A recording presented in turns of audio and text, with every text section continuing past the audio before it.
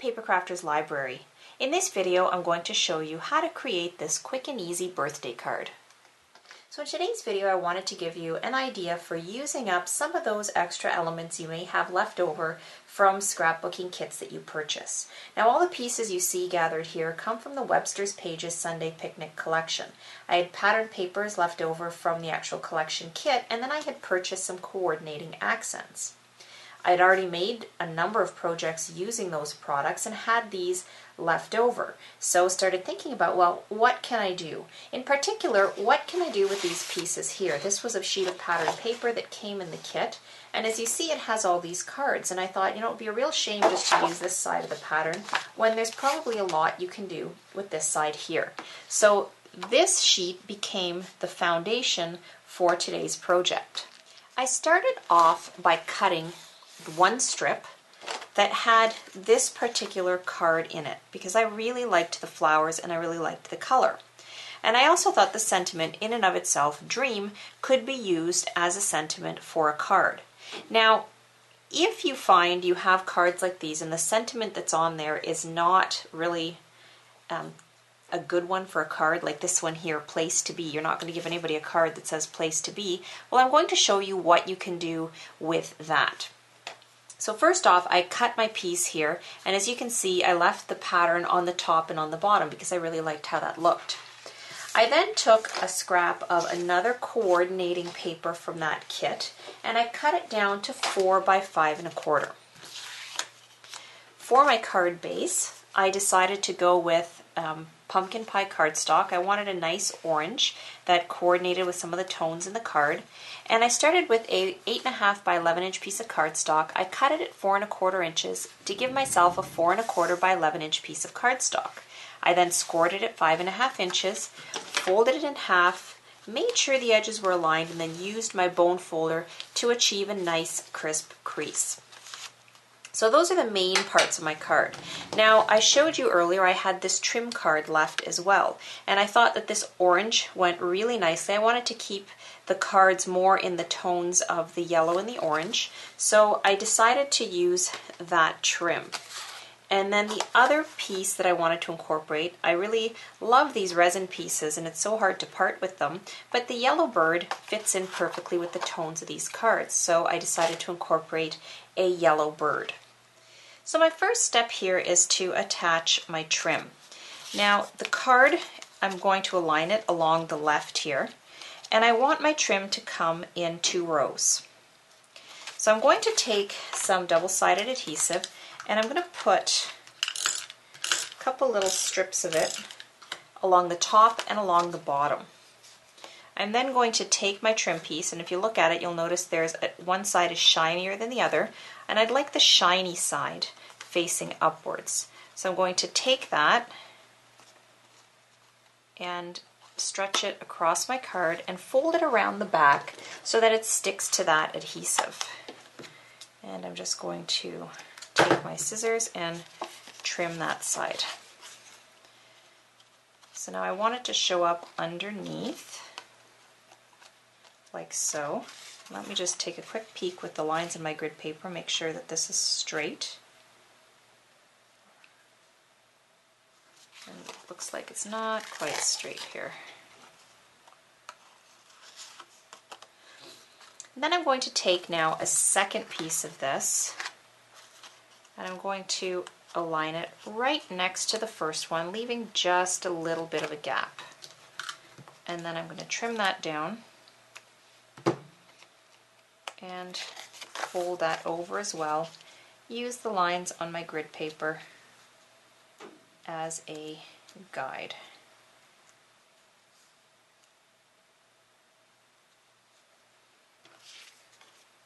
Now this piece is going to go like this.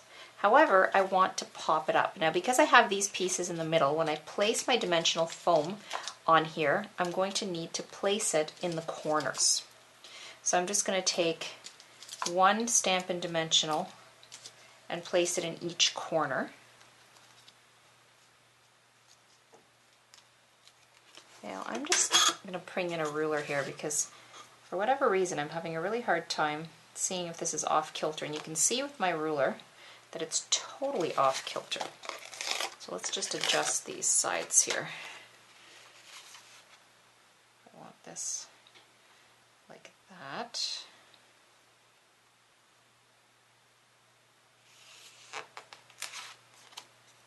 That's better. Every time I looked at it, it just looked kind of off center because the pattern itself kind of zigzags back and forth. So I was having a hard time figuring out if it was crooked or straight. So that's where having an acrylic graph ruler comes in really handy. So now I'm going to take my piece and I'm going to stick it down like so. And now that I've done that, I can go ahead and stick this piece onto my card front.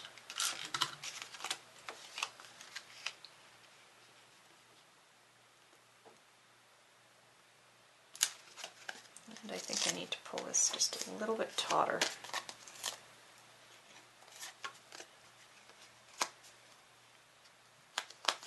And if there's any overhanging edges, you can very carefully cut those away.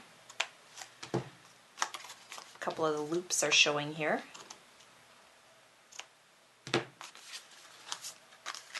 I'm going to go ahead now and center and stick this piece like so. So there you can see what that looks like so far. Now, as I mentioned earlier, what happens if the sentiment isn't appropriate for a card? Well, I'm going to show you what you can do about that next. So here I have a scrap of very vanilla cardstock, and I have this happy birthday stamp which comes from Paper Tray's Birthday Basic stamp set, and I have this mounted to an acrylic block. So I'm going to ink it up with my jet black archival ink, and I'm going to take this and stamp it along the bottom of this sentiment flag, just a little bit up, or not sentiment flag, this cardstock piece, just a little up from the bottom, because I'm going to be creating a sentiment flag from it. And I don't like how I stamped that, so I'm going to do that again.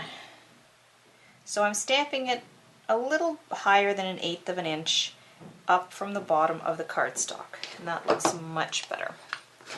Then I'm going to take my paper cutter, and I just want to trim that down into a little flag. So to do that, I'm cutting it in a strip, and then I'm just going to cut this as well, shorten that end. You can see what that looks like.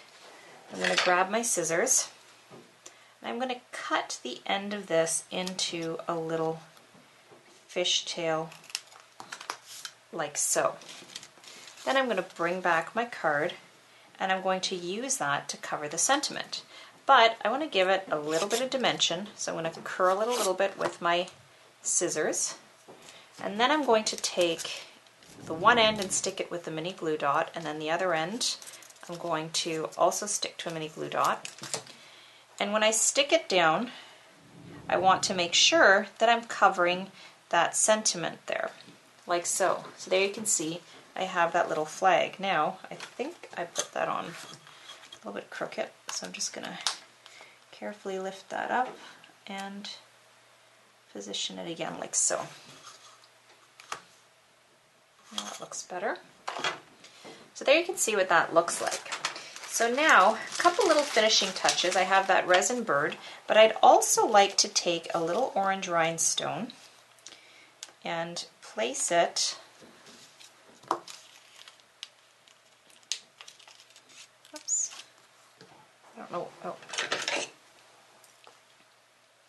place it right here, and that helps bring in a little bit of the orange.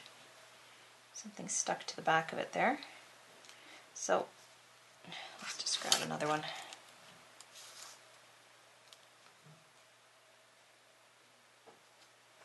Like so. And then my final touch here is going to be my little resin bird, which I'm going to stick there.